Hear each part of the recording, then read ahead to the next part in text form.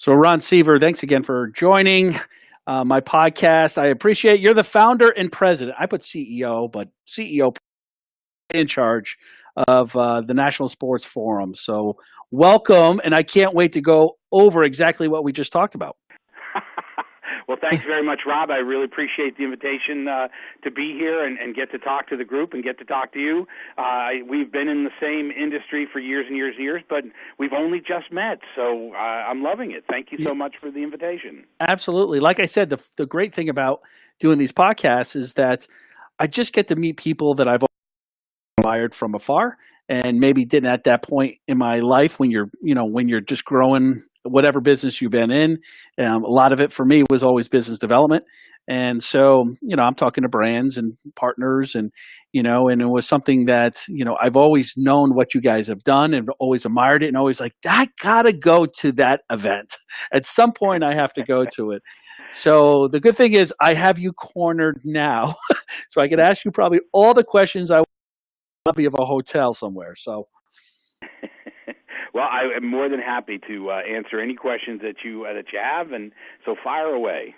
So you have such a wealth of knowledge in this business, and it seems like you carved out something that's really, really cool. And as you guys have been around for a long time, since '96. So let's take a step back, but we'll ramp up to where you are right now and what you have going on. But I'm really interested in your story on how you got involved and then how you came up with the idea of this business and when you landed on that aha moment. So start off with your first job in the industry.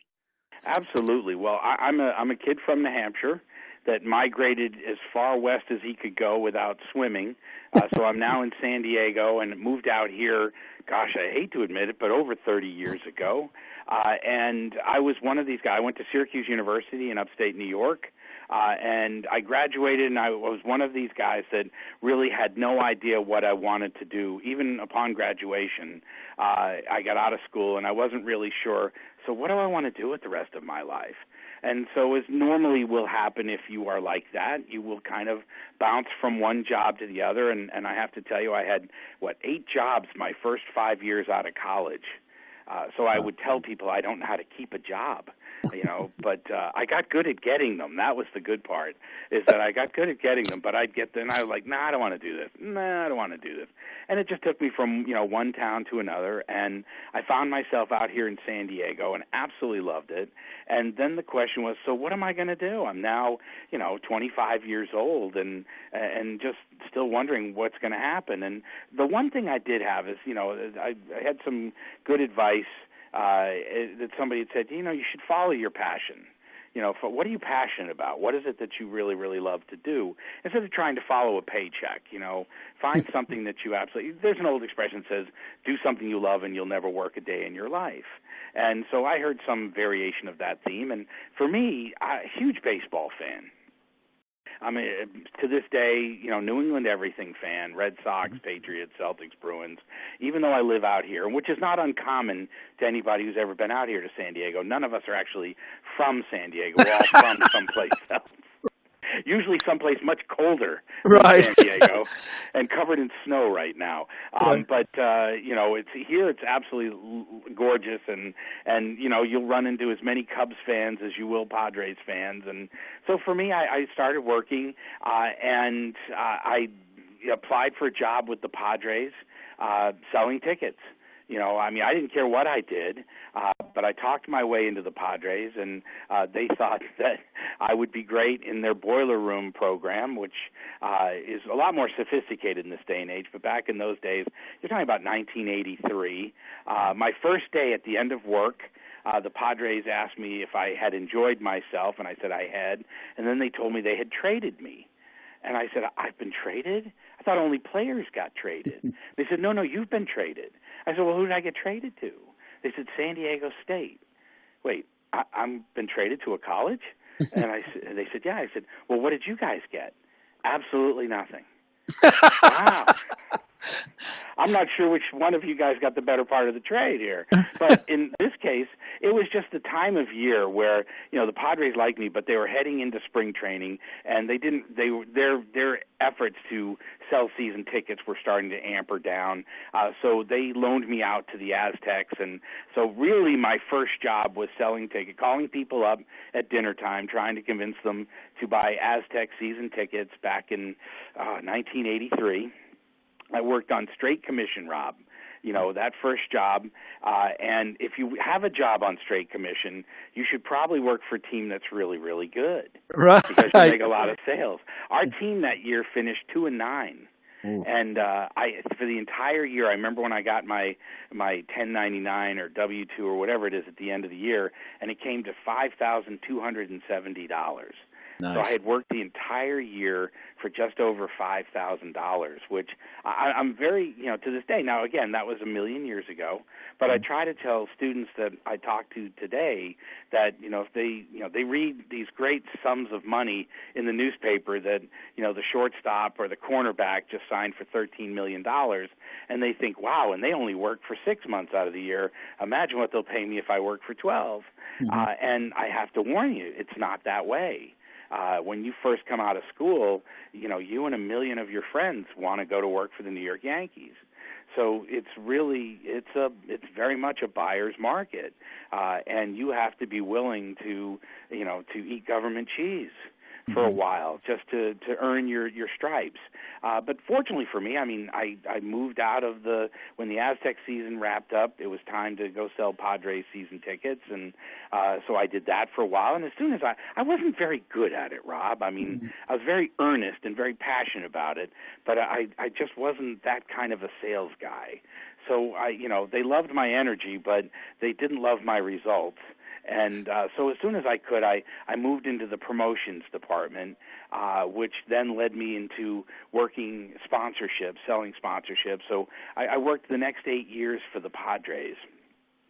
And I loved it, absolutely loved it. I was a director of the ball club, responsible for selling sponsorships, putting the promotions calendar together, buying all the merchandise. I got to write the PA announcements and the scoreboard announcements and the radio and TV drop-ins, run all the on-field stuff. It was a terrific job. And along the way, I remember every fall, we would get to go off to Scottsdale where we would meet up with our counterparts from the other Major League Baseball teams. And the first year I went was 1984, and there was maybe 50 people there from the different teams and Major League Baseball. And I absolutely loved it. For 3 days, we just shared ideas. Well, what are you doing at the Giants? What are the Red Sox doing? What are the Mets doing? How much are you guys paying for this? Where are you buying that? And I just felt like it was Old Home Week. And some of the friends I made that very first year are some of my closest friends in the industry today, 30 some odd years later. Wow. And I have to tell you, I absolutely loved it. And I looked forward to these meetings every year. But along the way, Rob, probably about years 5 or 6 or 7, I'm starting to hear a lot of the same stories again. And I remember being in the bar at night where all great things are happening. And we're talking to the other guys and everything. And I said, if I hear this same story from this club again, I've heard it 6 straight years. And so I said, hey, I got an idea I want to throw. Would you guys have an interest in, going to the NBA meetings? Go to where? Well, go to the basketball meetings. They got to have meetings. Well, yeah, but we wouldn't go to those meetings. Well, why not? Well, because they're basketball and we're baseball. I'm like, no, that's crazy. Yeah, they play basketball, but their business is just like ours. They sell suites and tickets and merchandise and food and beverage and sponsorship. Their business is exactly. Oh, no, Ron. We're baseball. Baseball stays in baseball. Football stays in football, and so on and so forth. And I thought, that's crazy, guys, because this business is getting so expensive. If we don't somehow figure out a way to hang together, we're going to hang separately. Mm-hmm. So, everybody thought I was nuts at that point, and they just said, it just doesn't work that way. It's sheep farmers and cattle farmers. You really don't talk to each other. And I thought, that's got to change. Well, in 1990, I left the Padres, and I went on the agency side for 3 years. And that was very interesting, and it gave me a chance to work with, some NBA teams, some NFL teams, do some Olympic work, and I thought, that's pretty interesting. But I really missed the camaraderie of being around the guys putting the seasons together. And so that idea of going back just kept, gnawing at me. It's like, I'm going to put together a meeting and bring together basically what I call the 4 pillars. And for us, the 4 pillars are ticket sales, sponsorship, business development, and marketing. I want to bring the revenue-generating folks together from these 4 disciplines, but not just baseball. Can we add in NASCAR? Can we get the guys from mixed martial arts, from the NFL, from colleges? Can we bring as many of these guys together? And I remember telling my mentor from the Padres this idea. I'm going to quit my job. I'm going to start this program.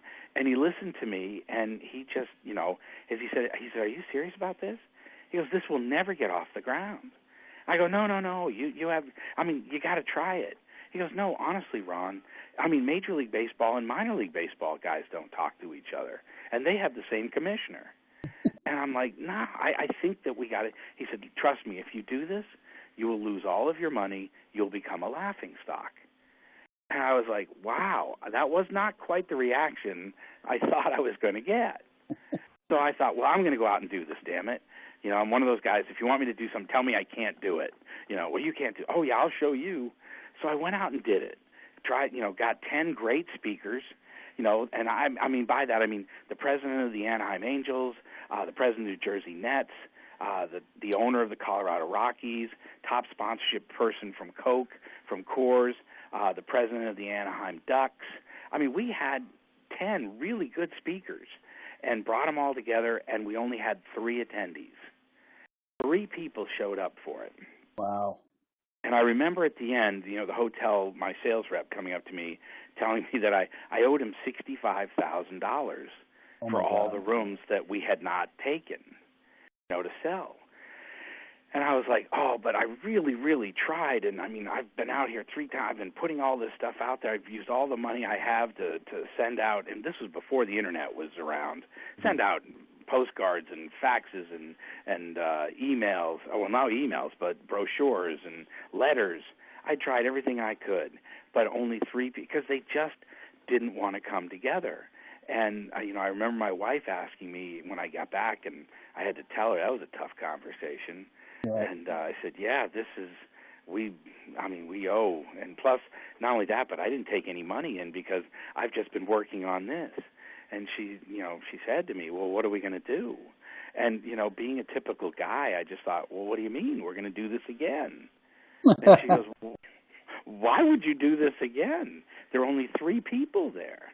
And I said, well, because, damn it, I think it's a good idea, right? And so it was one of those ones where the next year I brought it back, and that was the real first year. That was what we call our first year, and that would have been 96. And we had 32 people out at the Cheyenne Mountain Conference Resort in Colorado Springs, and still lost our shirts on it. And now you're adding debt on top of debt. Right. And my wife is like, please tell me that you've had enough, that you did it, it's been done, now let's go back and let's get a real job. And I'm like, are you kidding? We had 10 times as many people show up this year. I said, we've got to go after this.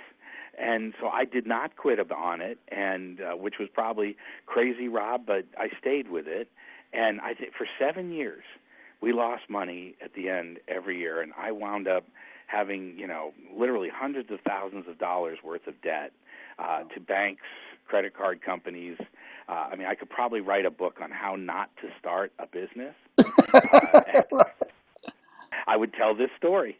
I would tell this exact story. But, we never did quit on it. And each year, I just felt like it just got stronger. The word got out there. People started hearing about it. Before this call started, I asked you, how did you hear about us? And you said, God, I've heard about you guys for years. Now, the difference is, we try to get you guys to come and actually check it out, because we weren't necessarily, as I tell people at the conference, we weren't trying to start a conference. There's plenty of conferences out there. What we were trying to build was a fraternity. We're trying to build a family, a network of people that are there for each other long after the show's over. Whereas when I was at the Padres, I would never pick up the phone and call somebody from the Rams. I wouldn't know who to call. I wouldn't know what phone number. I wouldn't know anything. And if I got the person from the Rams or the Giants on the phone, they wouldn't talk to me. Well, they do now because we know each other. Once a year we come and we hang out for 3 days, and we share ideas with each other. And I knew this would happen. It's like if they would only give each other a chance, they'd realize how much they stand to gain. Yes, that's football and we're baseball or we're hockey, but at the end of the day, a fan is a fan is a fan. And what you're trying to do in New Haven, to get people out to the game tonight is exactly what we're trying to do out here in San Diego to get people to the game tonight. So why don't we share information with each other? Why don't we help each other out? Because, high tide will rise all the boats. So we are now we're 3 weeks away as of this call.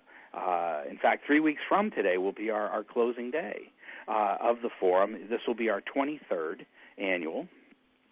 And each year, one of the things that's consistent about is that we move it around the country. So every year we go to a different city, and we try to, we ingrain into our agenda the opportunity to actually go see some of the facilities in that particular community. So for us, going to Frisco, Texas.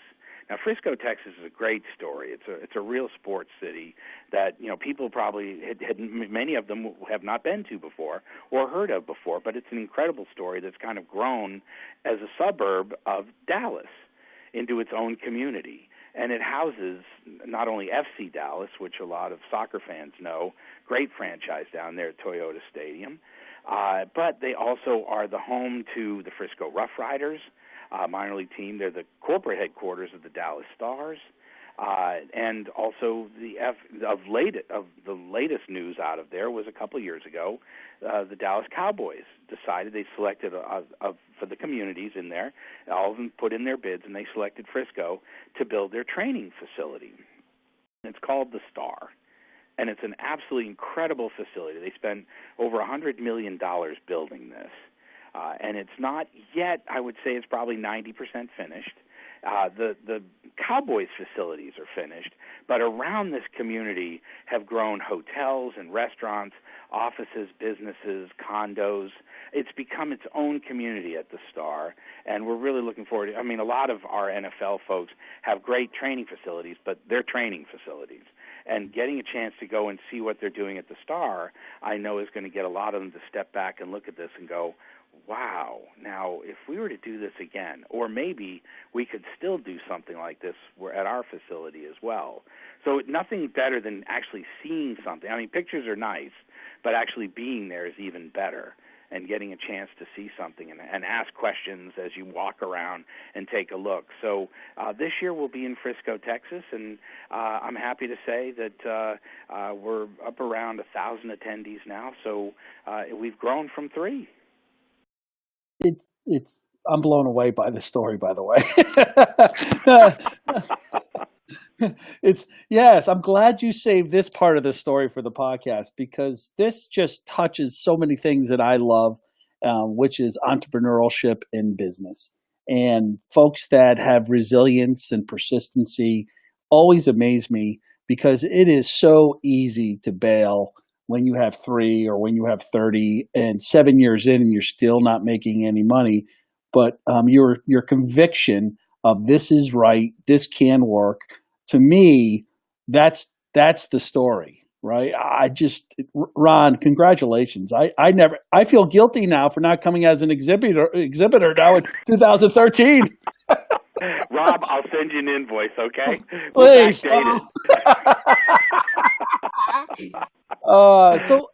So what was that moment? What was that moment that when you finally got there, that you sit back in your chair and were like, wow, we made it. It's happening now. I would have to say 2003. which is, I know you're going to say, now 2003, but, I remember I'd come home and I'd tell my wife, I said, well, we're heading around the corner, and she has a great sense of humor, and she goes, this has got to be the world's longest corner I've ever seen. But, I mean, she stayed with me for that and for this entire ride, so I give her nothing but the highest credit, and if you are an entrepreneur, I'd say the number one thing you need, if you're married, is you have got to make sure that your spouse, has the stomach for the ride, because it can be bumpy. And, you can't do this by yourself, and it's really great when you have somebody, and I've been very fortunate to have that somebody that, she'd scratch your head. And there were times, honestly, when I thought, right after 9/11, so, here we are, 2001, we've lost, I think that year we lost like $17,000, just operating costs, to put not even including payroll and overhead and insurance and all that, but just what it cost to put the thing on versus how much we took in. And that's 2001. The next year, and we're always, in February, January, February. We're now in February, a week after the Super Bowl. But we used to be a week before, a couple weeks before in our early days. And that September, 9/11 happened. And we go to Houston. And our attendance, here I'm losing $17,000, and our attendance went down 42%. And so, and not atypical. Nobody was traveling. There'll be people on this phone that are young that, didn't really, weren't in business at that time. And, they don't know. But for those of us that were, we remember the planes were empty, the hotels were empty, nobody traveled. And we went forward and put the forum on in Houston. I've always felt like, if I had to do a makeover, I'd love to go back to Houston and do another one there, because it's a great city, a great sports city. And I just, we were at a bad time. And so here we were, coming out of 2001, headed into, 2002, Houston. Houston basically really, really struggled. And now we're going to go to Pittsburgh, 2003. But along the way, I had been fortunate enough to meet a gentleman by the name of Tony Ponturo. And Tony Ponturo in those days was the head of Anheuser-Busch. Yeah. Well, he wasn't a Bush, but he was considered the most powerful man in sports. He's retired from Anheuser-Busch. Terrific gentleman. And I talked to him about getting Budweiser involved, because I knew that if I was somehow or other successful in being able to bring Budweiser involved, people would take us seriously. It would put us on the map. And he did. He believed in what we were doing. And, he convinced, even when people in, years 2 and 3, when people would say, hey, well, listen, we did that, well, let's go do something. Nope. Anheuser-Busch supports the National Sports Forum. So to this day, they're our longest tenured, senior sponsor. Our gala is called the Budweiser Gala. So to answer your question, when did you know? Once Budweiser got involved, well, then MasterCard got involved. And we started seeing that, the U.S. Postal Service got involved. And different sponsors started looking at us differently. And people started coming out. I think that it was just being able. We were really struggling after 9/11, and I just think that made all the difference in the world. And I've told him this, and I don't think he believes me, but I really owe a huge debt of gratitude to Anheuser-Busch and to Tony Ponturo for believing in the dream and helping us to keep it alive. What is the thing now, Ron, what's that difference maker for you and how you sell the value, I guess the value proposition to this forum, other than some of the other ones that are out there? Is it just the longevity and the relationships that you have built? This is kind of that go-to event every year for executives? Well, and I think it's the thing that made it novel in the beginning is still the thing I think that makes it very useful and novel to this day. And while, certainly nobody has to go to the forum. If you work in the NBA, you have to go to the NBA meetings. That's just expected. Same thing with the NFL. But nobody has to go to the forum, so they're not taking attendance or mandatory. But what I think makes it so unique is that it still is the one time each year where all the sports come together. So it's very, very. I mean, there's other conferences where they're welcome to come together, and they're very successful, and a lot of them pull a lot of agencies or broadcast people, networks, things of that nature. But they don't pull the teams together. And, initially for us, we were a stick and ball conference, and we've been trying very diligently to try to expand into things like motorsports, horse racing, PGA golf, trying to get more amateur athletics. We start to see more of these groups coming out to the conference because they can learn from each other. They can share. They can give good ideas. They can get great ideas and get exposed to people that they might read about in the trades. Mm-hmm. But here they get a chance to meet them.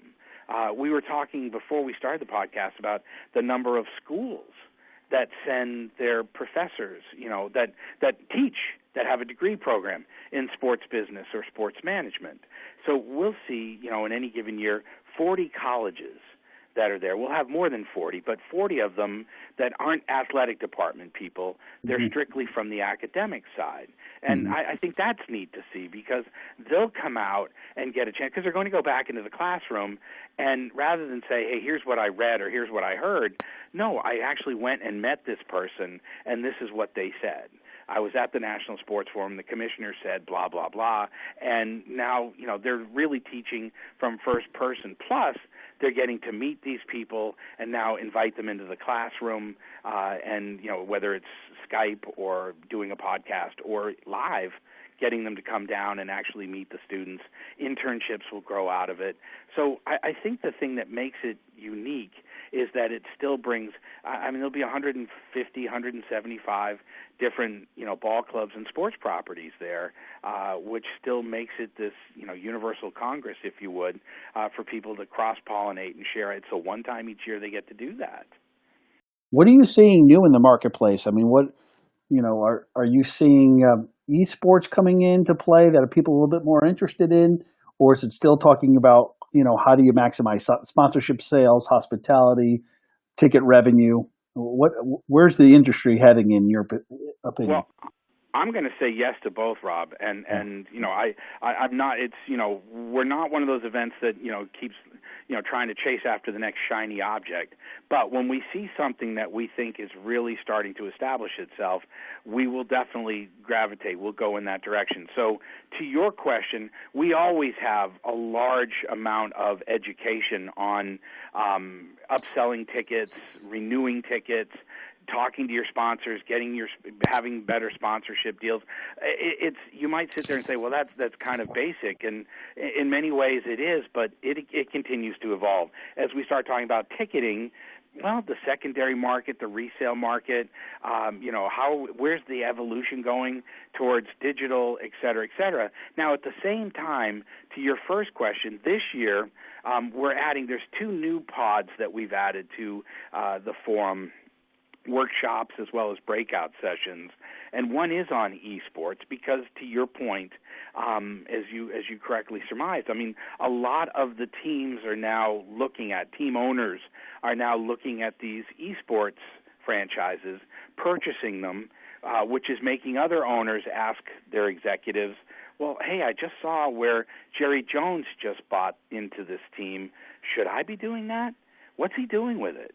And so, of course, a lot of the execs are like, honestly, I don't know, but I'm going to go to the forum and find out. Mm-hmm. So we'll bring in, I'm really happy to see that, leading our esports curriculum this year is a gentleman by the name of Waco Hoover from X Live, which is a lifestyles, festivals kind of conference, but also very involved, steeped in esports, to come in and help put our curriculum together for esports. And we're bringing in Zach Leonsis from Monumental Sports. Mm-hmm. And Monumental, for those who've been following it, been one of the most aggressive organizations. Now, Monumental owns the Capitals, the Wizards, the Mystics, mm-hmm. Out of Washington, D.C., and they were the first guys, I don't know if they were, but in my observation, they sure seemed like one of the first guys to really land on esports and go, you know what, there's a future for us there. Because the numbers are staggering of this next generation, and we all lament the fact that we're not seeing them necessarily in our ballparks, but I'll tell you who is seeing them, League of Legends. Mm-hmm. Overwatch. These numbers are absolutely amazing. So we'll be very steeped in that this year coming up in Frisco in 3 weeks, working with a group called Optic Gaming, which is one of the teams down there. And as well, another avenue that's very interesting that's caught my attention anyways, and we're going to be focusing on it a lot this year, Rob, is what I call NTR, non-traditional revenue, which I think is going to become a growing bucket, if you would, of revenue for our members moving forward. As you know, it's back in my day at the Padres, we had 81 ball games. What went on in the stadium outside of those 81 ball games, we really didn't care. We didn't do anything with it. But why not? We should be doing events. We should be bringing in things outside of baseball to help generate revenue. It could be one of the best new growth areas. And esports, you could make the argument, esports is non-traditional revenue. I mean, it's not the ball game, but you're going to start to see more and more of these teams building out leagues and events around their esports franchises. It's going to be fun watching, what's going to be happening at the stadiums and sports properties moving forward. So to your question, yes, we try to cover both of the realms. I love it. One of the things that I talk a lot about now in some of my social selling training programs and working with teams is I call it NTR for my Radio Disney days, but I call it new transactional revenue. And and the way I looked at it is, and I created a bunch of programs in the college space prior to where I am right now, is, there's such a big gap in scheduling, right? When you work for a team or in the college, wherever it may be, you always have this off season that you're not making, unless you have a broadcast deal or a higher level, you're not making any revenue, as you know. And I've been able to carve out a little bit of a niche from my experience in creating platforms that drive revenue, not only in a non-traditional time, but in non-traditional ways, like in school programs that we've been able to monetize. Why? Is because sponsors want to be there year round. They just don't want 6 months or 4 months or 3 months. They want to be able to activate year round. And you could do that through in-school programs or a mobile activation tour with your brand or with your property or with your college. I did it with the NFL. We did it in the Arena Football League, and certainly did it on the college level. Is, you have to work a little bit harder. You have to be a little bit more creative. Sometimes there's a lot more heavy lifting involved, which most teams don't do because of bandwidth or personnel, or, they just don't have the resources to pull it off. And so now I talk a lot about that, and talk a lot about new transactional revenue. And it could be in the esports space. It could be, in a fan development program that's much more than just doing a camp or a clinic. It's in a real sustainable programming that takes a little bit more creativity and trying to get people to think. I hate the term out of the box. I just try to get people to think that just because it hasn't been done before doesn't mean it can't be done. And, so a lot of the things we did at the Walt Disney Company while I was there with Radio Disney and Disney Channel were those non-traditional revenue streams that we created with mall tours and activating against the properties that people trusted, right? And there was an emotional attachment to it. And people are emotionally attached to their favorite team, their favorite player.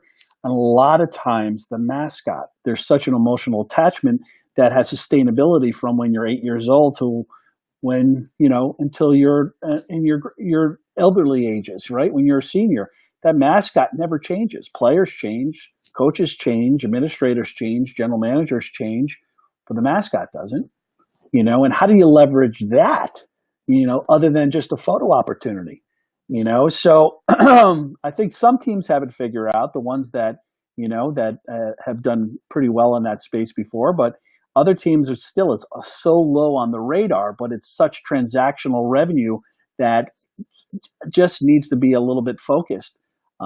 Anyway, so I'm sorry to go off on a tangent about that, but I'm very passionate about that space. Well, I think to your point, I mean, you made a couple of great points in there, Rob. One is that I think will change is that most of the franchises are not properly staffed to really go after it. Right. And I think you will start to see that become a growth area for people coming out of school, getting into events, now moving from events, traditional events, hotels, things of that nature, convention centers, maybe starting to move into franchises and helping them to build out that particular wing of their business. But I definitely see that growing. I'll give you a for instance.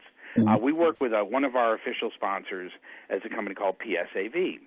And we've been with PSAV for a couple of years now. Absolutely love them. And a lot of folks know for them from their AV background, audiovisual, and they work with a number of different major hotels all across the world.